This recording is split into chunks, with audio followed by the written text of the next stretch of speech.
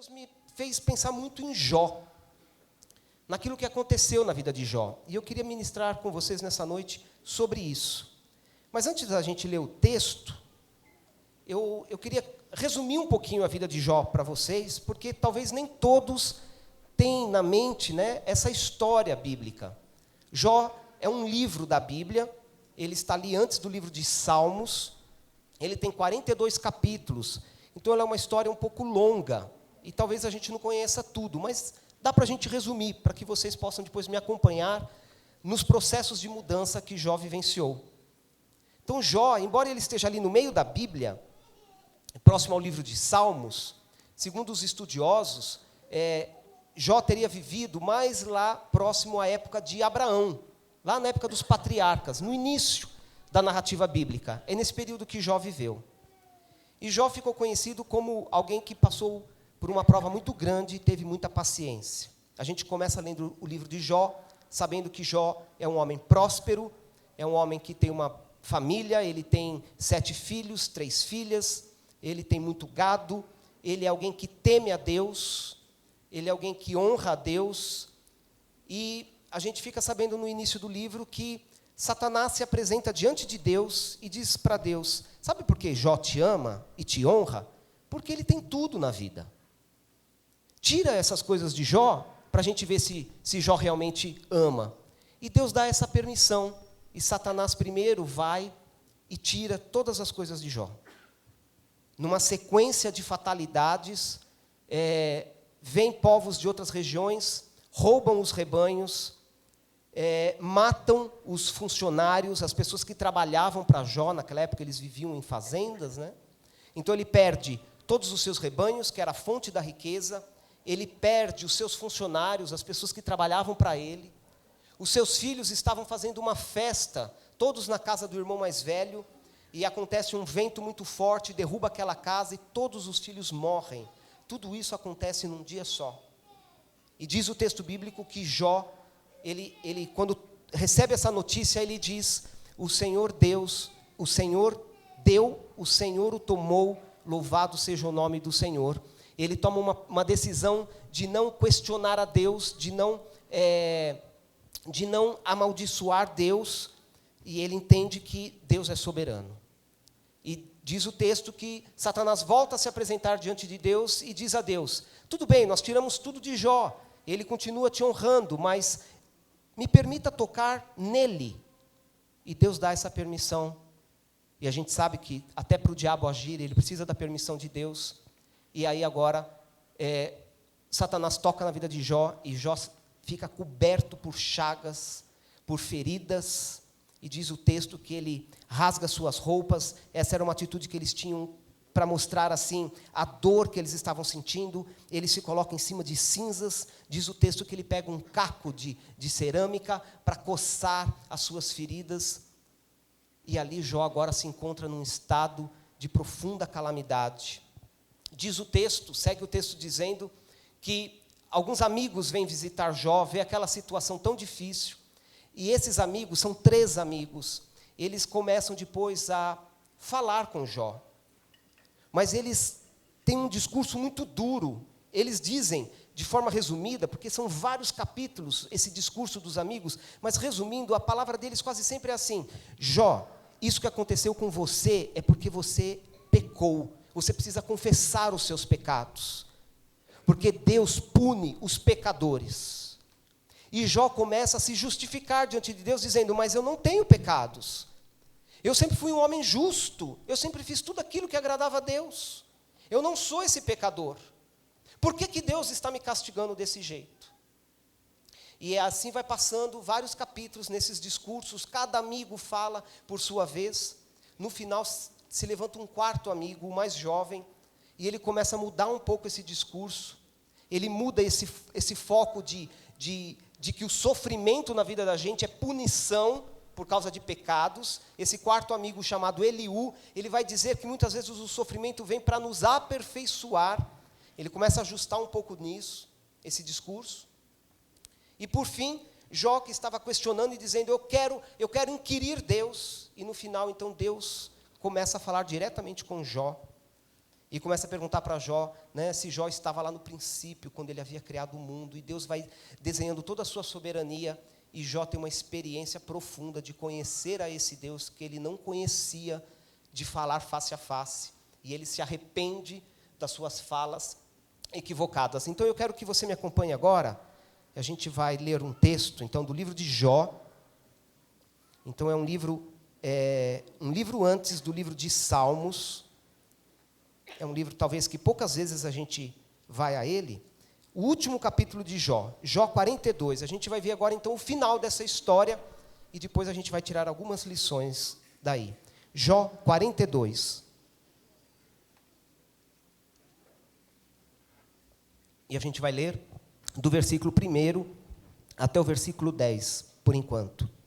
E eu vou ler aqui na versão NVI.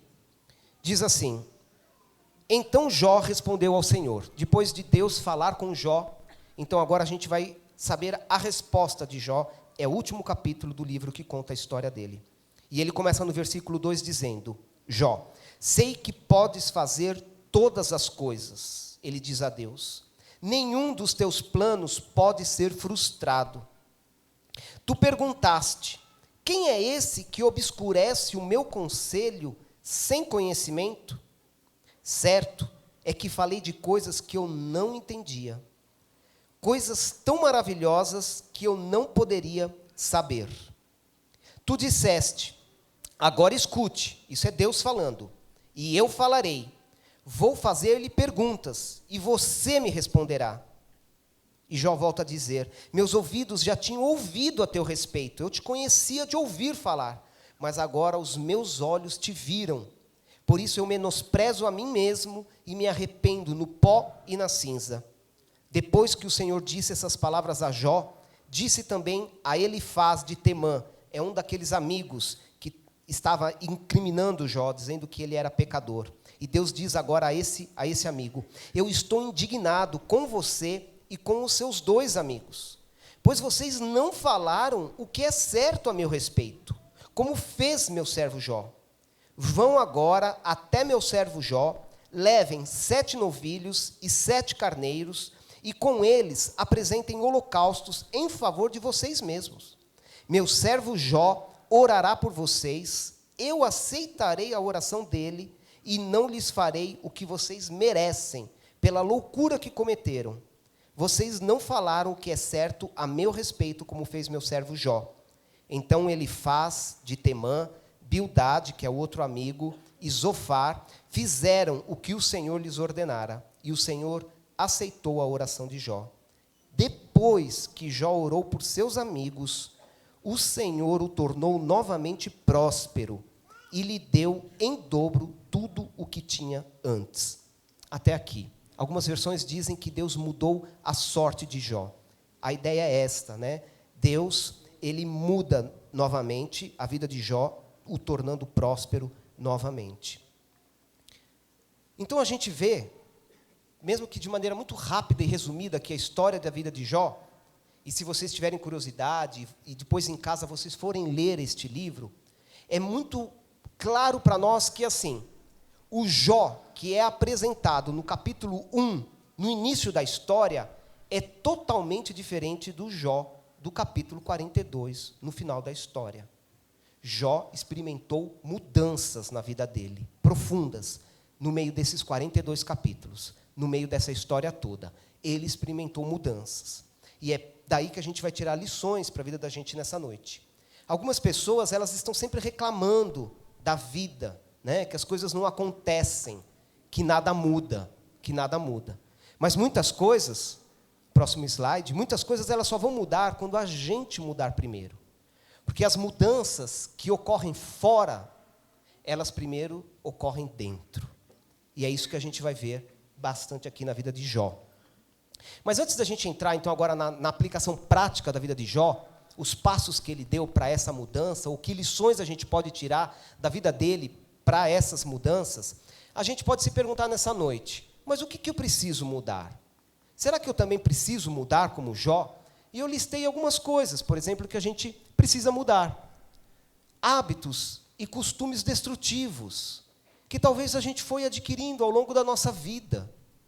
Porque hábitos são coisas que a gente adquire, talvez em casa, talvez por condições da nossa vida, talvez por amizades, por convívio. Hábito é algo que se aprende, né? Não é algo que você nasce. Hábitos e costumes é aquilo que você vai aprendendo na sua vida. Só que muitas vezes nós aprendemos coisas que são destrutivas para a vida da gente. E a gente vai ter que reaprender. A gente vai ter que desaprender esse hábito para aprender hábitos novos, segundo a vontade de Deus. Coisas que precisam ser mudadas na gente são atitudes egoístas. Eu algumas vezes tenho falado com vocês sobre essa marca, que na verdade isso está na história da humanidade desde o princípio, mas parece que nos nossos dias isso tem se tornado tão forte, essa coisa da vida individualista, cada um para si, cada um correndo atrás dos seus próprios interesses. Aliás, isso é um hábito que a gente acabou aprendendo por causa da sociedade, que nos empurra a viver dessa forma, cada um cuidando do seu pedaço. A vida já está difícil, eu tenho que cuidar do meu pedaço. Então são atitudes egoístas, às vezes atitudes perversas, que nós estamos carregando no nosso modo de ser e que precisam ser mudadas, precisam ser transformadas. Muitos conceitos ou preconceitos, né? Ideias elaboradas também lá atrás, talvez ainda de quando nós vivíamos debaixo do poder do pecado, mas essas ideias ainda estão ali estabelecidas, alguns paradigmas, alguns conceitos e preconceitos que nós temos, e nós precisamos mudar isso na nossa vida. A visão de mundo, chamado também cosmovisão, é a visão que a gente tem da vida, de como a vida funciona, de como eu lido com as coisas, de que maneira eu respondo aos problemas e as questões da vida. É a minha cosmovisão, como eu enxergo a vida como um todo, né? Dentro dela vão estar os meus valores, os meus princípios, e talvez tenha coisas ali que precisam ser mudadas, porque eu preciso ver a vida como Deus vê a vida, e não como eu aprendi a ver a vida, como eu fui ensinado a ver a vida, como o mundo me empurra a ver a vida. Eu preciso transformar isso, para eu entender de que maneira Deus vê a vida, e eu ver da mesma forma.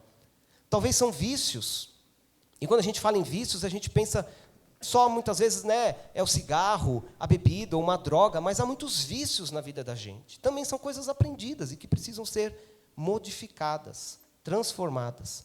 Comportamentos pecaminosos, né? Muitas vezes nós já experimentamos a graça de Deus, estamos vivendo uma vida nova, mas ainda há alguma área da nossa vida que é uma área de fraqueza, é uma área onde a gente volta a cair constantemente naquele pecado, e isso precisa ser transformado. Nós também temos já à nossa disposição o poder de Deus para transformar isso também em nossa vida, mas nós precisamos tomar alguns passos. E por fim, o que deve ser mudado em nós é o coração, porque talvez alguns de nós, talvez porque chegamos agora, estamos conhecendo o Evangelho agora, ou porque ainda não tivemos essa experiência de ter o nosso coração transformado. A Bíblia é muito clara quando ela diz que o cristão é aquele que passou por uma transformação. Não é porque a gente achou a igreja bonita, porque eu fui na célula e a célula é um espaço gostoso, e porque na igreja se fala de coisas boas, instrutivas, e eu dou o meu dízimo, o pastor orou, eu fui curado, né? Eu já fui batizado, mas isso não implica salvação. Salvação é para aqueles que experimentaram verdadeira conversão, e isso implica mudança de coração, transformação, um coração novo, que agora reage, pensa, sente, segundo o coração do próprio Deus. Isso é uma experiência sobrenatural, que Deus opera em nós, a partir da nossa fé. A gente conhece, a gente ouve a respeito disso, a gente entende, a gente diz, eu quero, eu exerço fé, e isso acontece na minha vida. Então, isso era uma pequena lista. E se eu pudesse agora interagir com vocês e perguntar, a gente poderia ampliar essa lista muito. Coisas na nossa vida que precisam ser mudadas. A ideia que eu queria trazer com isso é que, no final, todos nós precisamos mudar algumas coisas. Algumas coisas menores, algumas coisas maiores. Cada um de nós está numa fase da vida, da própria vida cristã, mas nós precisamos. Porque, se eu perguntasse se tem alguém aqui, né, nessa noite que é perfeito, né, eu tenho certeza que ninguém levantaria a mão, porque nenhum de nós é perfeito. Se não somos perfeitos ainda, isso significa que nós estamos num processo de aperfeiçoamento. Nesse processo, algumas coisas precisam ser mudadas, transformadas em nós. E eu quero convidar vocês a me acompanhar na vida de Jó agora, para a gente tirar alguns exemplos da vida dele. Se você quiser acompanhar com a sua Bíblia, nós vamos passar alguns textos de Jó para a gente poder extrair algumas lições. Mas então a pergunta para nós agora, a gente já viu o que deve ser mudado, vimos que todos nós precisamos, enfim, de mudanças. Mas como isso acontece, né? De que maneira isso pode acontecer na vida da gente? E eu encontrei 8 lições nesse livro de Jó, na vida dele. Então vamos começar com a primeira. Primeira coisa, como posso mudar? E a primeira coisa que nós precisamos é de reflexão. Reflexão. Jó 42, 2, nós acabamos de ler esse comecinho do capítulo 42, Jó está dizendo, eu sei que o Senhor pode todas as coisas, pode fazer todas as coisas. Nenhum dos teus planos pode ser frustrado ou impedido. Mas para Jó chegar nessa conclusão, houve uma mudança radical de perspectiva na vida dele. Ele mudou a forma dele de enxergar as coisas. Ele mudou a forma dele enxergar a própria soberania de Deus. No início do livro de Jó, quando acontecem todos aqueles problemas, Jó até entende que Deus é soberano, ou seja, Deus pode todas as coisas. Mas essa soberania de Deus, no início dessa experiência de Jó, é uma soberania que amedronta. Jó tem medo dessa soberania. Jó entende que essa soberania é uma soberania castigadora. É uma soberania que pega cada um dos teus erros e aí você recebe a recompensa desses seus erros com sofrimento. Ela é punitiva, essa soberania de Deus. Então Jó tem uma ideia equivocada sobre isso. E a gente vê no final que isso mudou, né?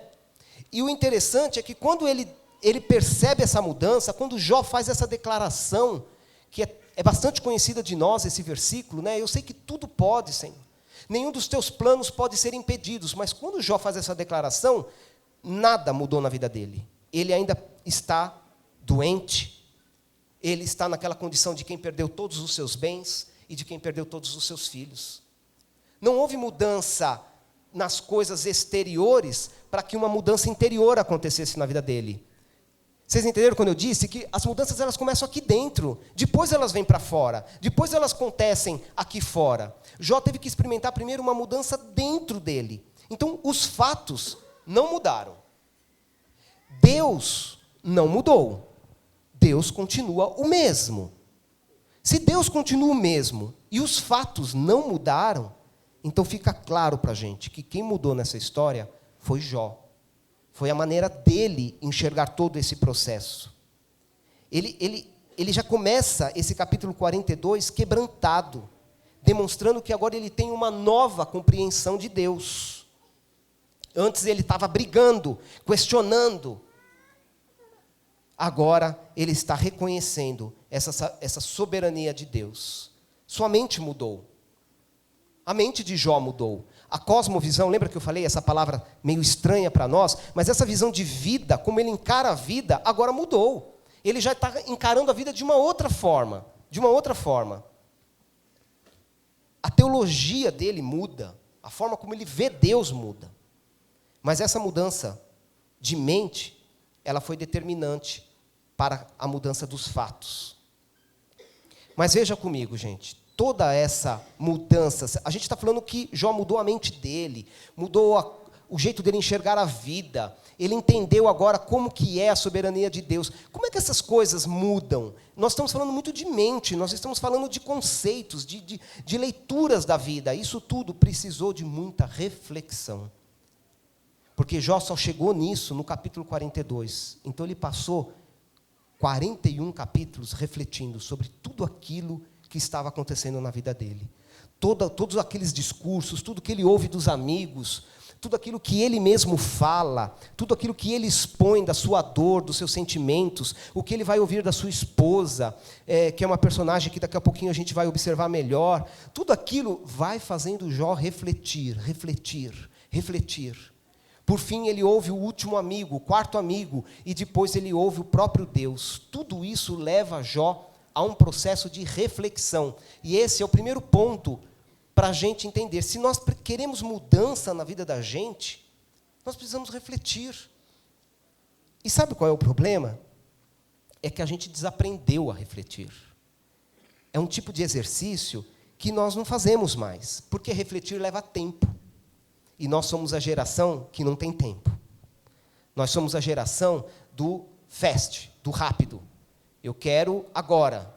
Então, essa ideia de parar, começar a olhar para a minha vida, fazer relações, observar o meu passado, entender como que as coisas estão acontecendo na minha vida, observar as minhas reações, aí ir para as Escrituras, para ver se as minhas reações estão em conformidade com a vontade de Deus, refletir sobre isso, entender por que eu reagi daquela forma.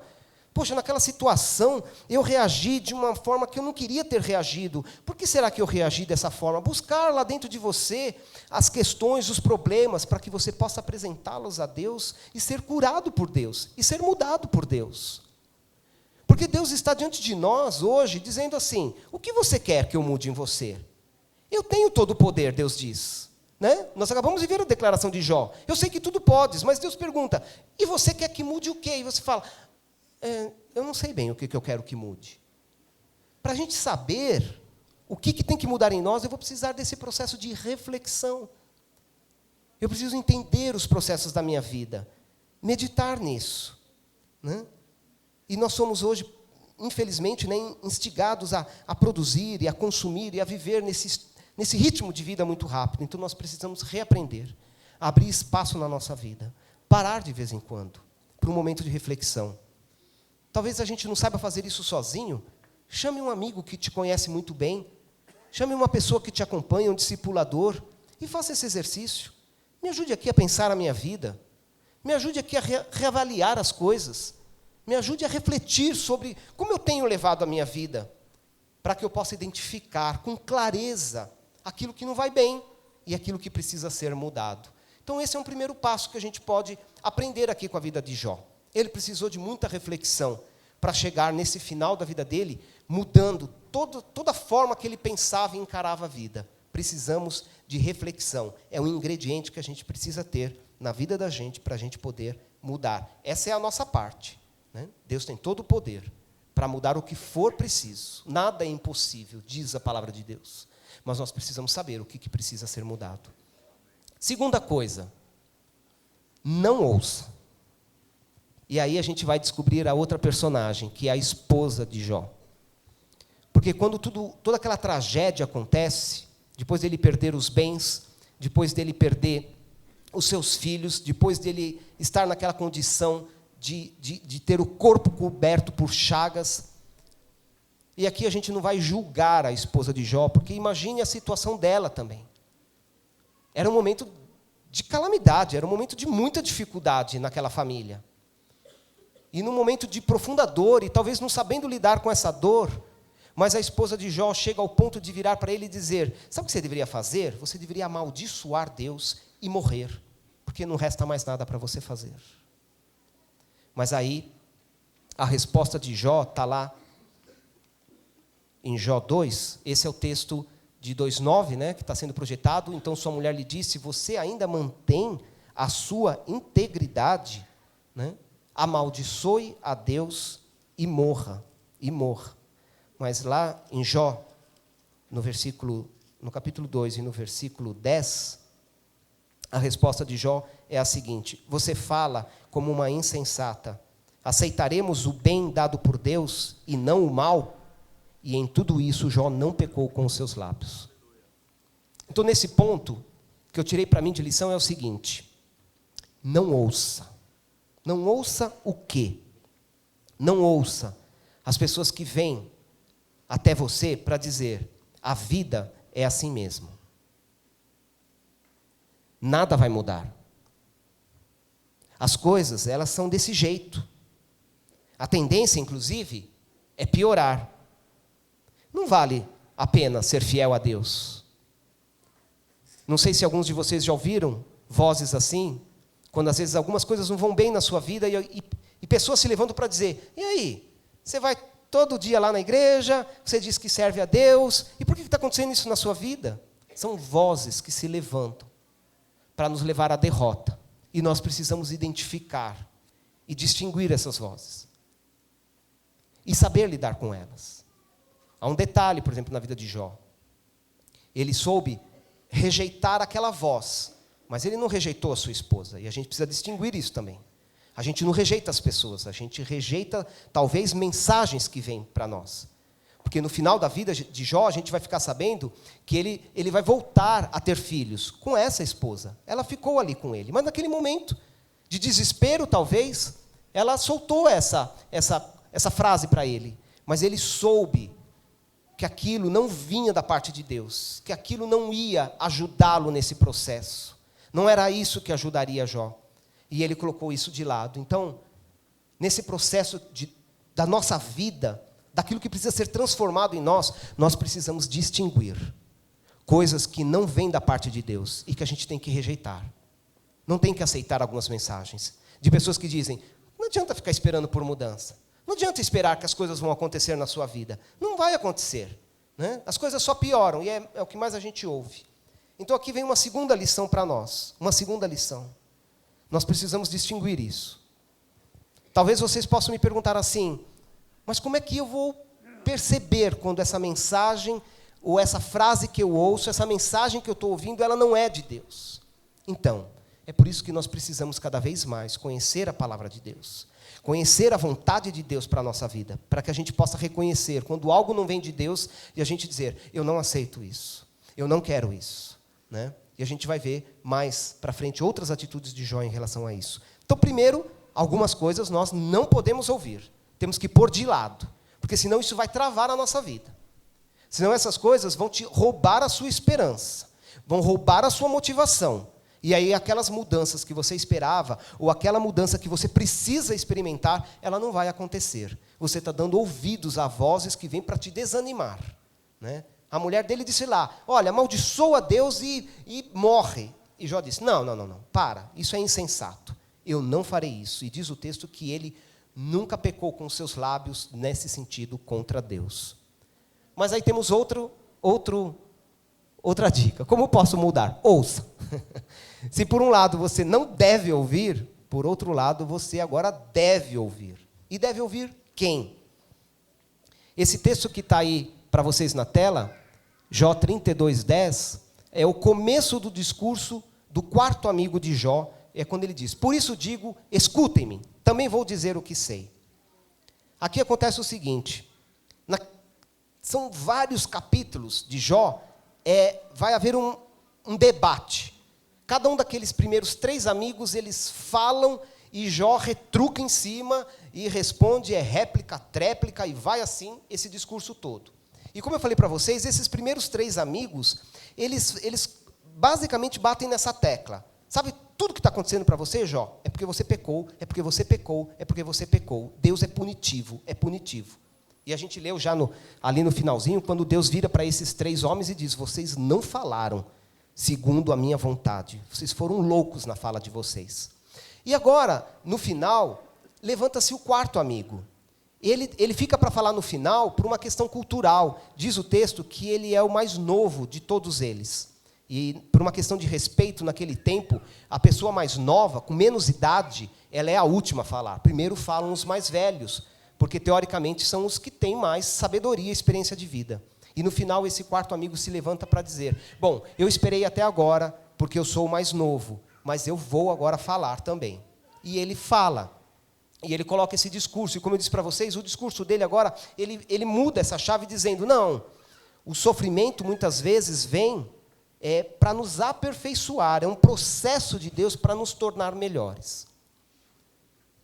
Bom, nós temos então o discurso desses 4 amigos. Na verdade, mesmo esse quarto amigo, chamado Eliú, ele não acerta tudo o que ele diz. E, por outro lado, os 3 primeiros amigos, eles não erraram tudo o que eles disseram. No meio de toda essa conversa, algumas colocações eram justas, eram corretas. Por exemplo, lá em Jó 34, no capítulo 34 de Jó, nós vamos ver uma declaração desse último amigo chamado Eliú. Então, é 34:12. Olha a declaração desse amigo. Ele diz o seguinte: não se pode nem pensar que Deus faça o mal e que o Todo-Poderoso perverta a justiça. Isso não está certo? Está certo. A gente sabe, conhecendo a Bíblia e conhecendo a Deus, a gente sabe que essa declaração deste homem está correta.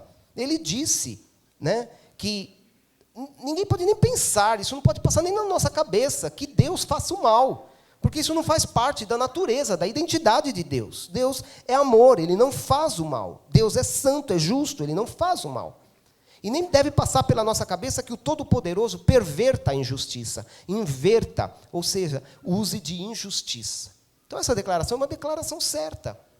E nós precisamos ouvi-la. Mas em meio a isso, algumas declarações deles, como eu disse, não eram certas, né?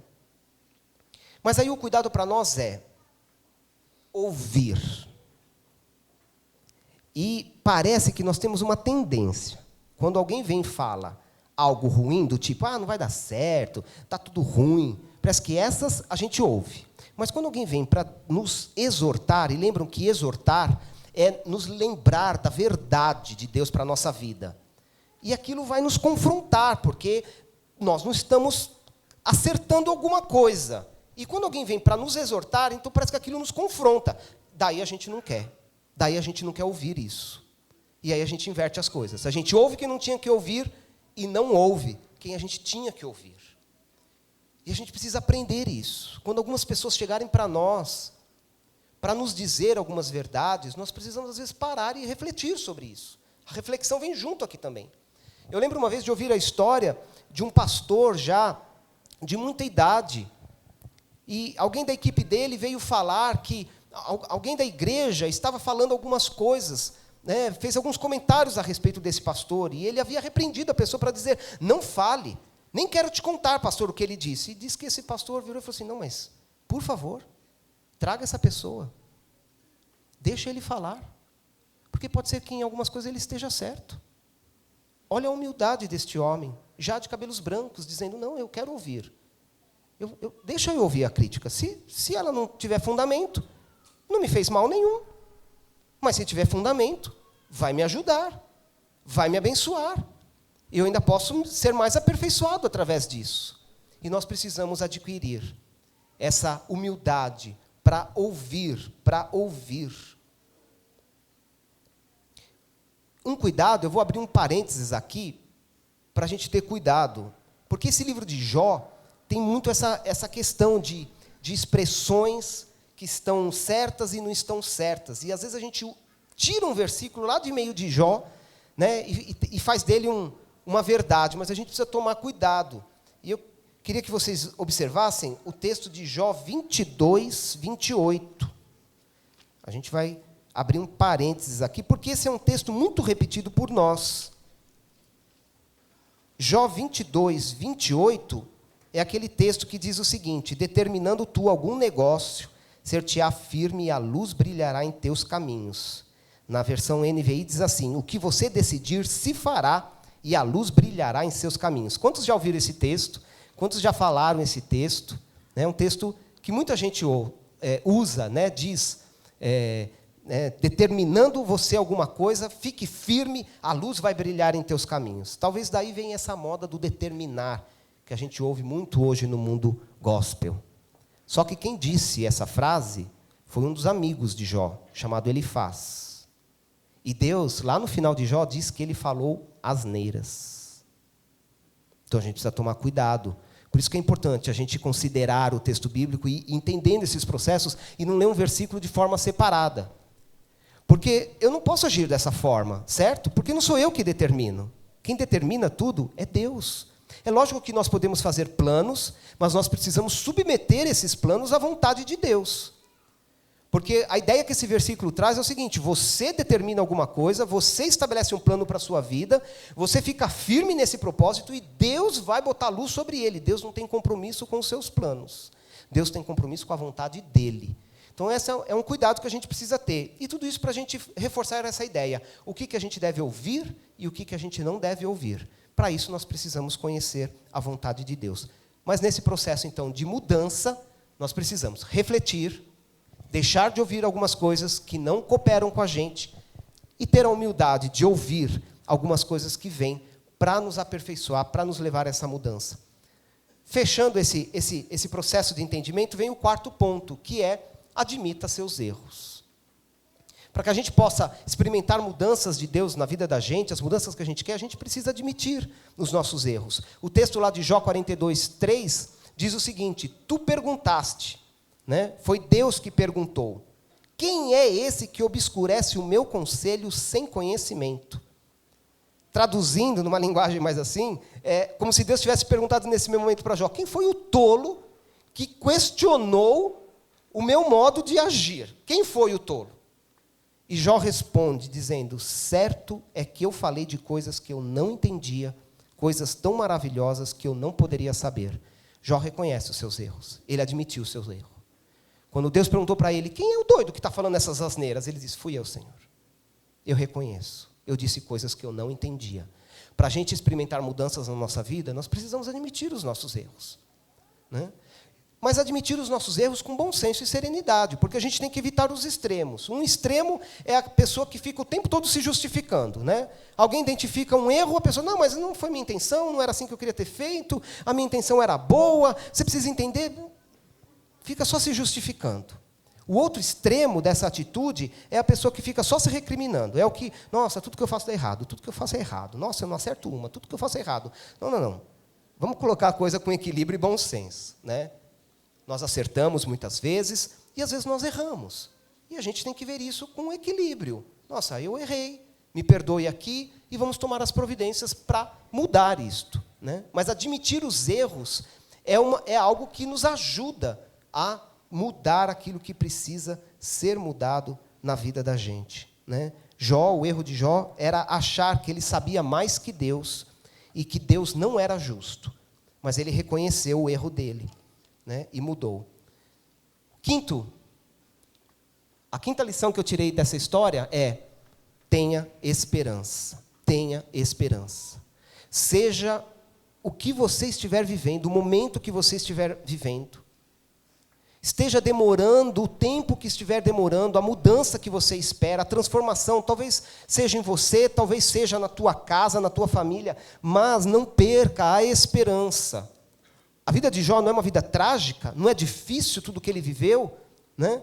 E ele cometeu vários erros nesse processo, mas olha o que ele declara lá no capítulo 19, no versículo 25, ele declara no meio de toda aquela dor, ainda que ele tivesse uma esperança frágil, pequena, mas ele consegue extrair dali uma declaração que é uma das declarações mais lindas do livro de Jó, quando ele diz, eu sei que o meu Redentor vive e que no fim se levantará sobre a terra. Olha que interessante, que palavra maravilhosa, porque Jó, lembra que eu disse para vocês, ele está lá no início, junto com os patriarcas. Ele não tem a Bíblia à disposição para ler e conhecer todas as coisas. Deus ministra o coração dele, mas olha quando ele diz, eu sei que o meu Redentor vive. Quem é o nosso Redentor? É Jesus. Jesus não entrou na história ainda. Mas Jó tem uma esperança guardada dentro do coração dele, pelas profecias, pelas promessas que Deus havia feito lá para Abraão, desde o início. E ele sabe, o meu Redentor vive, e ele vai se levantar. Eu sei que essa história não terminou, não chegou ao ponto final ainda.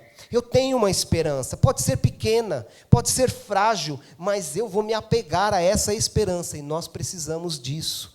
Se queremos provar mudanças na nossa vida, nós precisamos ter esperança. Algumas pessoas chegam ao ponto de declarar que eu não tenho mais escolha. Eu já ouvi isso de algumas pessoas. Quando diz, sabe, toda a situação que eu vivo, eu não tenho mais escolha. Vai ser assim agora. Não tem mais o que fazer, né? A gente costuma às vezes brincar falando que é a síndrome de Gabriela, né? Quem lembra de um filme nacional, né, chamado Gabriela, e tem uma música, e a música diz, essa personagem cantaria assim, né? Eu nasci assim, eu cresci assim, vou ser sempre assim. É a síndrome de Gabriela. Não vai mudar. Perdi a esperança. E quando alguém diz assim, olha, eu não tenho escolha, na verdade ela fez uma escolha. A escolha dela foi desistir.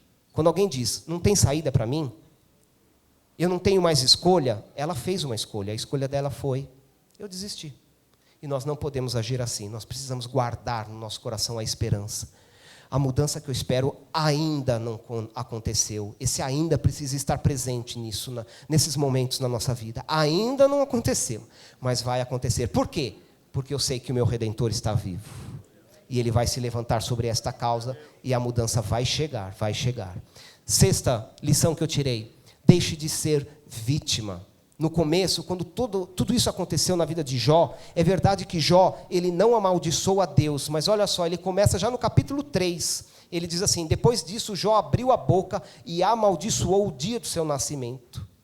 E a partir desse capítulo 3, se você ler lá, você vai ver quantas vezes Jó usa essa expressão, nossa, que o dia que eu nasci seja apagado da história, da face da terra. Ele começa a se lamuriar, ele assume aquele papel de vítima, né? Por que eu? Por que isso acontece comigo? Por que só eu colho injustiças na vida? Então deixa eu dar uma notícia para vocês, todos nós colhemos injustiças, todos nós passamos por situações assim. Isso é inerente ao ser humano, é inerente à vida. Nós vamos passar situações onde nós não vamos entender no início, mas a gente não precisa assumir essa posição de vítima, né? É só comigo, né? Deus não me ama, Deus esqueceu de mim, o universo conspira contra mim, né? O mundo, a igreja, Deus, os amigos, a vida, tudo está contra mim, tudo está contra mim, minha vida é um azar só.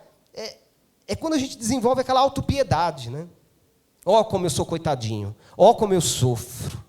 O meu sofrimento é maior que o de todo mundo, né? Nós não precisamos entrar por esse caminho. Esse é um caminho ruim. Foi o caminho de Jó, de muita autopiedade, de se considerar muito vítima. A gente precisa entender que isso são processos naturais da vida. E que, como disse aquele amigo Eliú, alguns sofrimentos eles acontecem na vida da gente, não é porque nós erramos ou pecamos, mas são processos de aperfeiçoamento. O resultado daquilo você vai ver ali adiante. Você não precisa assumir esse papel de vítima, né? Achando que a vida é injusta só com você, ou achar que tudo tem culpados, né? Não, são coisas da vida. Alguns processos são da vida. Então, deixe de ser vítima. Sétimo, para a gente caminhando aqui para o final. Sétimo, a lição que eu aprendi com Jó. Ore. Ore. A oração precisa fazer parte da vida da gente se a gente espera mudança. Mas aqui tem um detalhe bastante importante, porque olha o que diz o versículo 10 de Jó 42. Mudou o Senhor a sorte de Jó quando este orava pelas suas dores, pelas suas chagas, quando ele orava porque ele estava pobre e agora ele queria recuperar a riqueza dele, ele orava porque ele perdeu os filhos e ele queria voltar a ter filhos, ele orava porque aquelas chagas estavam incomodando e ele... É por isso que ele orou? Diz o texto que enquanto Jó orava pelos seus amigos, Deus muda essa história. E o que eu queria dizer com oração é que nós precisamos colocar mais oração pelos outros. Nós precisamos entender que todos nós estamos vivendo situações difíceis porque nós estamos nessa vida, porque são essas as condições da vida. Mas a gente pode interceder pelos nossos irmãos, a gente pode ajudar, ser apoio para os nossos irmãos. A gente pode esquecer um pouquinho a nossa dor para ajudar a dor do nosso irmão. Jó, ele se prontifica a orar pelos amigos de quem ele tinha recebido agressão. Esses amigos o tinham agredido, tinham falado mal dele. Mas ele se dispôs a orar por esses amigos. Havia uma ameaça, porque Deus disse para esses amigos, vocês vão ser punidos por mim, porque vocês falaram besteira. E Jó podia ter falado, eu vou ficar quieto, deixa Deus bater neles. Eles bateram em mim, agora eu vou deixar Deus bater neles. Mas não é a atitude de Jó. Né? Não é a atitude de Jó. Eu li uma frase uma vez que me marcou assim. Essa frase foi dita por um dos padres da Idade Média, chamado São João da Cruz. E ele disse o seguinte, onde não há amor, põe amor e você vai encontrar amor. Olha que simples. Não tem amor ali? Então coloque amor e você vai encontrar amor. Isso fala de intercessão, fala dessa oração pelo outro. E o milagre, ele acontece não apenas em favor do outro, quando você intercede por ele. Porque aí o milagre acontece também para a sua vida. Eu vejo que nós temos vivido dias de orações muito autocentradas, né? é muito, para mim, né? Eu já tenho falado isso também com vocês, né? O restitui, eu quero de volta o que é meu, né? Meu. Quando a gente aprende na palavra de Deus que é Pai nosso, pão nosso, é tudo nosso. Então, vamos colocar mais intercessão na nossa oração. Vamos abrir espaço, mais uma vez, né, na nossa agenda para o outro também. Isso faz parte da mudança. Porque, às vezes, a gente vai se envolver na vida do outro, interceder pelo outro, cuidar do outro, trabalhar ali, ser canal de bênção de Deus para a vida do outro, e quando a gente voltar para a nossa vida, a gente vai ver, Deus mudou tudo aquela história que eu queria tanto que Ele mudasse. Enquanto eu estava aqui servindo um dos meus irmãos, Deus foi lá e mudou aquela situação que eu tanto precisava. Mas enquanto eu estava ali, focado naquilo, eu preciso disso, as coisas não acontecem. Então tira um pouco o foco. Vamos colocar também o irmão na nossa vida, né? Nas nossas orações. Isso fica como uma lição para nós da vida de Jó. Quando ele começou a interceder pelos amigos dele, Deus foi lá e mudou toda a vida de Jó. E por fim, a oitava lição que eu tirei aqui é: tenha um relacionamento verdadeiro com Deus. E aí a declaração também clássica de Jó, né? Meus ouvidos já tinham ouvido a teu respeito. Ou como a gente conhece, o mais comum, né? Eu te conhecia só de ouvir falar. O conhecimento que eu tinha a respeito de Deus era um conhecimento empírico, era um conhecimento só de ouvir, de informação. Eu não tinha experimentado Deus de verdade. E nós precisamos experimentar Deus de verdade, ter um relacionamento íntimo com Deus, conhecê-lo mesmo. E Jó declara: mas agora os meus olhos te viram. E esse meus olhos te viram, ele não viu Deus como nós enxergamos as coisas, porque a Bíblia diz que ninguém viu a Deus. Essa declaração é uma declaração poética, né? Quando ele diz meus olhos te viram, ele queria dizer: agora eu te conheci, Deus. Agora eu conheci o teu coração, eu conheci como o Senhor age. Agora eu sei que a tua soberania, que antes eu achava que era uma soberania punitiva, uma soberania severa, agora eu entendi que essa soberania é uma soberania de amor. É uma soberania que tem em vista o meu bem. E quando Jó tem essa experiência, então é quando ele experimenta a mudança na vida dele. O que eu queria dizer para vocês, vendo essas 8 características da vida de Jó, 8 lições que a gente pode extrair aí dessa história, a sua história também pode mudar. A história de Jó mudou. A tua história também, seja ela qual for, seja qual o momento que você estiver vivendo hoje. Qual a expectativa de mudança que você tiver dentro do seu coração hoje. Seja em você, seja na tua vida pessoal, seja na tua vida familiar, seja na tua casa, seja em relação ao teu trabalho, seja em relação a todas as coisas, a tua história também pode mudar. Porque foi assim com Jó.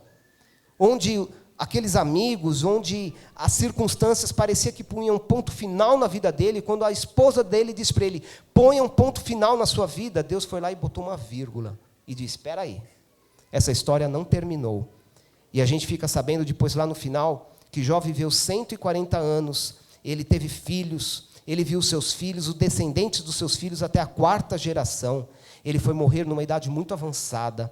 Diz que tudo aquilo que ele tinha, Deus agora deu em dobro. A sua história pode mudar. A sua história pode mudar, como Deus mudou a vida de Jó. Olha só as mudanças que Jó experimentou. Jó experimentou mudança na vida física. Ele estava profundamente doente. Deus o curou. Então Jó experimentou mudança na vida física. E talvez você esteja esperando por mudanças na sua vida física. E eu vim hoje aqui à noite para dizer: Deus mudou a vida física de Jó. Ele experimentou cura. Mas Deus mudou também a vida financeira. E talvez seja essa a sua expectativa. Eu preciso de um milagre, eu preciso de mudança na minha vida financeira. Pois Deus mudou a vida financeira de Jó. Ele tinha perdido tudo. Deus deu em dobro. Deus é poderoso para fazer isso com você também. Deus mudou a vida familiar. Ele tinha perdido seus filhos. A família dele estava destruída. E talvez nós estejamos enfrentando lutas na nossa casa, com a nossa família. Pois Deus restituiu a família de Jó. E com a sua esposa ele voltou a ter 7 filhos e 3 filhas. E diz o texto que eram as 3 mulheres mais lindas de toda a região. Eram as filhas de Jó. Deus restituiu a família dele, né? A esposa dele permaneceu ao lado dele, né? E foi com ela que ele construiu novamente uma família. Então Deus pode restituir sua família. Ele mudou a vida social de relacionamentos dele, porque aquela história toda com os amigos, toda aquela indisposição, aquilo indispôs Jó com a questão dos relacionamentos. Ele estava muito magoado, muito bravo com os seus amigos. E talvez nós estejamos passando por situações difíceis nos nossos relacionamentos, esperando uma mudança nessa área da nossa vida. Pois Deus mudou os relacionamentos de Jó. E ele termina num ambiente de fraternidade com os seus amigos. Ele ora por eles. Eles terminam juntos essa história. Os relacionamentos foram restaurados. A vida social de Jó foi abençoada. Diz que aí familiares foram lá para compartilhar, para ver o que Deus tinha feito na vida de Jó. Deus restaura isso na vida dele. E por fim, ficou por fim, mas é a maior de todas, né? Jó experimentou mudança na vida espiritual dele, né? Por tudo isso que nós vimos. E se talvez você espera por uma mudança espiritual, você espera por uma experiência com Deus que mude a sua vida espiritual, então esse Deus que mudou a vida de Jó está hoje aqui para mudar a sua vida também. Por fim, para a gente ir pensando, último slide. Qual a sua necessidade hoje? Que mudanças você deseja experimentar na sua vida? Mas aqui vem a grande chave. Você está disposto a fazer a tua parte? Porque uma coisa eu sei e eu tenho certeza, Deus, Ele está pronto para fazer a parte dele. Uma coisa eu tenho certeza, que o nosso Redentor está vivo. E que Deus tem todo o poder para mudar essas coisas. Mas você está disposto a fazer a sua parte? Nós vimos 8 lições, elas não são conclusivas. Tem outras coisas, nós estamos ouvindo algumas coisas nesses domingos. Mas fato é, Jó precisou fazer algumas coisas. Jó precisou tomar algumas decisões. Jó teve que ter algumas atitudes na vida dele até que Deus mudasse toda essa situação. Eu sei que muitos de nós estão esperando por mudanças. Deus está aqui, mas nós queremos fazer a nossa parte.